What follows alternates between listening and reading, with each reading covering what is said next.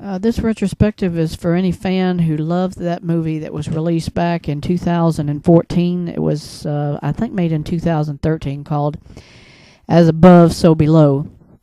Now, this movie is really a horror film because it relates to this woman who wanted to go underground to search for the Sorcerer's Stone. Now, the premise of this movie is based entirely on Harry Potter as far as what she was looking for, because that's what he actually found in the Sorcerer's Stone movie. And it's like an alchemist stone. It can actually heal anything it touches.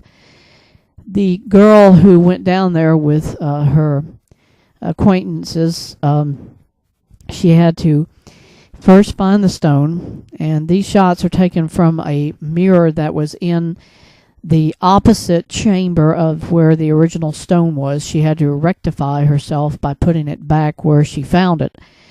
And by this point, they were in a pretty horrible place. And the Sorcerer's Stone, as it turns out, was actually had some references to Egypt. So when they found the scarab in the catacombs of Paris, they were able to find a way of getting into the chamber itself. And Papillon was the actual man that took him down there, and that was his insignia. This is one of the credits that they actually made upside down, and I tried to set the picture so you could read it. This shot here is relevant for one reason. When I first saw it, on the very right side of the actor, you can see what looked like very fuzzy light reflections.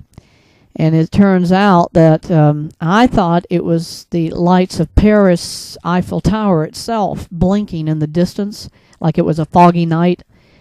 And it turns out as you watched it that this was a reflection of the light, the lamp itself on the left. It was reflecting into the lens of the camera. And it made the illusion, see, now that's much better there. That looks like the Eiffel Tower, like the first section at the bottom, then the second section in the top. It looked like it was the Eiffel Tower in shadow with just like the lights of the tower. This is another of those kinds of abstract shots that they did in the credits. I never can figure out, was this her father who was hanged, who's floating above the lake? Or is it somebody else? I think now looking at it, it's her father, because they always showed him having hanged himself. And he had on like a rain jacket. This is another abstract shot. It has really nothing to do with anything from the movie. I don't know where they got this from, but it looks just like a street in Paris. And then lights above, I can't fathom a guess of what this is supposed to represent, but I thought it was interesting for the credits, and I took this shot and I actually mirrored it upside down so you could see it a little better.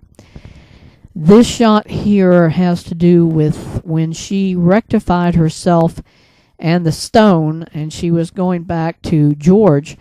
These hands came up out of the waterway, and it was just like a big lake of blood, really, and they grabbed her.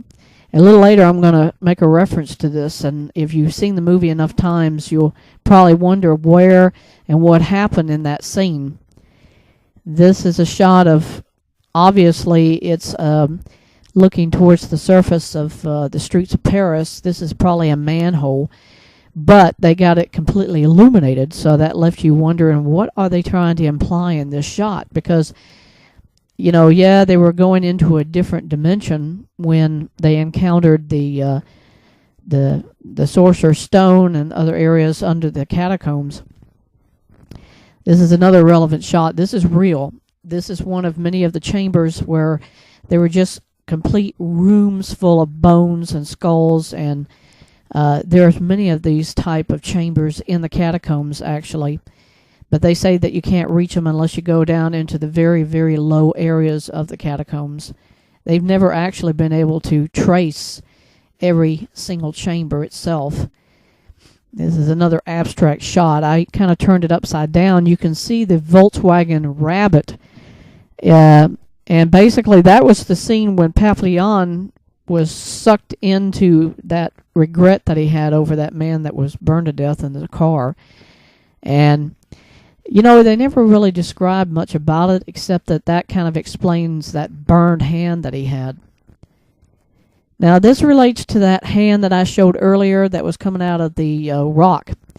In the first scene, you can see that the girl's feet are still in her boots. She had boots on, shoes, socks.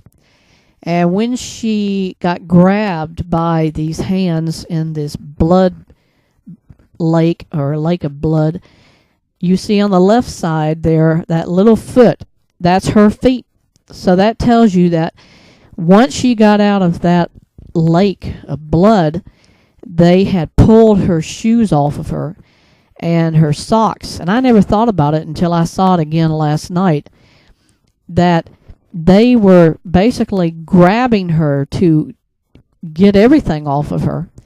And they only succeeded, obviously, in just getting her shoes and her socks off. But I just thought that was kind of like, what were their intentions? I mean, obviously to kill her and pull her under the blood, but I watch this film probably once a week because I'm so impressed with how well it was produced. It was released by Universal, and obviously it was produced in Paris.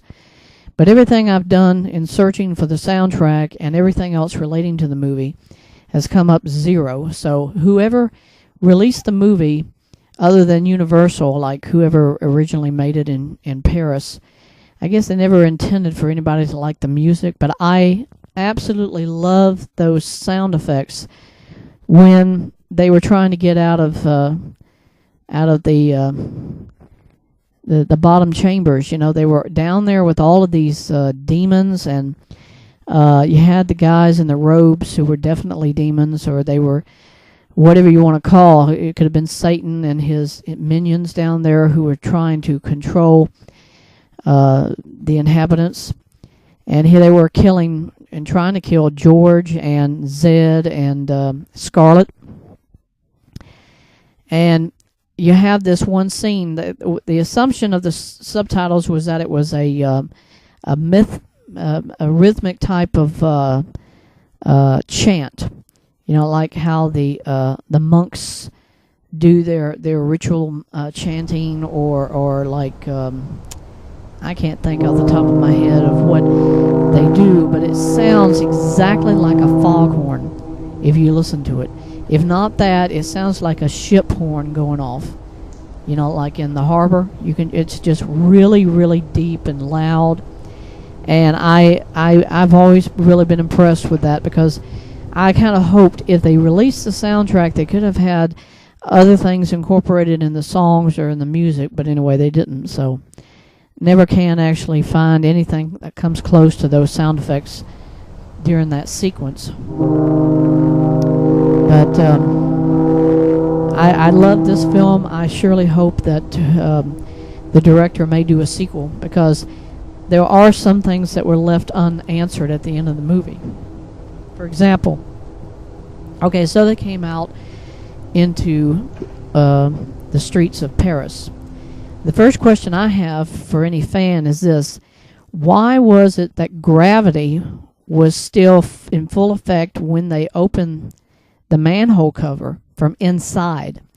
And then when they came out, that kind of created a paradox, like to say they're coming from one dimension into another, our dimension from this other dimension they were in.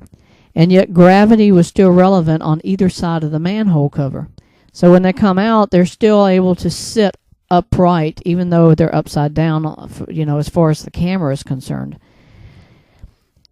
You know what that implies to me? That when they came out, they were not back in our time reference. They were in that other dimension's time reference. In other words, they were still in the catacombs, even though they came out of the catacombs, because though he was able to turn the camera back upside down again so it was normal, there's no way they could have gone through all of that and then say that they came back into our own existence, our own dimension.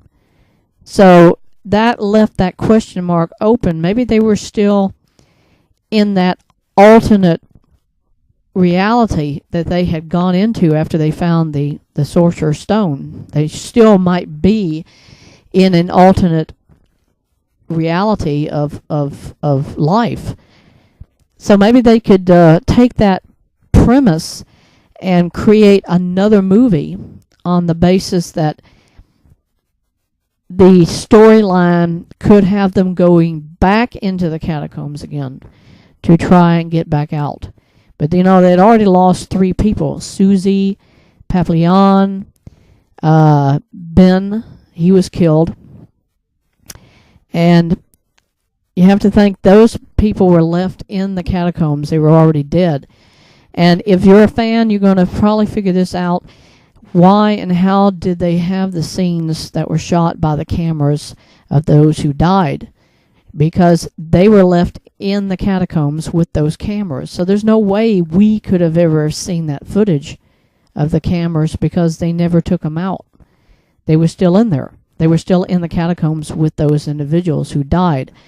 So that all leaves that big, big open question to, could there be a sequel to this whole story? Could they go back in and say they have to find a way out of this alternate reality? Because even though they came out on the streets of Paris, they were technically still there in the catacombs by the way that they came out.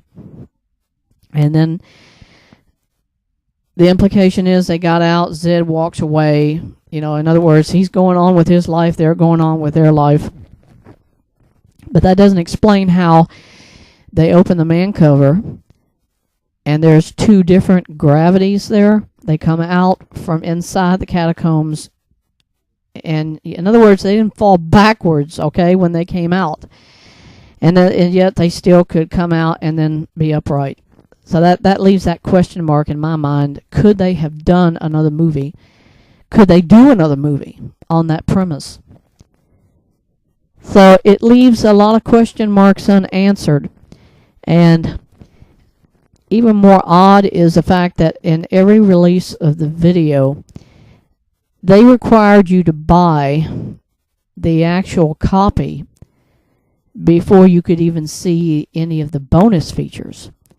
And when you when you got the movie, the bonus feature was one little featurette, and it was less than 5 minutes long. So it's like I paid all that extra money just to get a 5-minute documentary. That's a ripoff to me, because that means they wanted you to get the movie, but then they weren't going to make it worth your while paying all that extra cash to get it.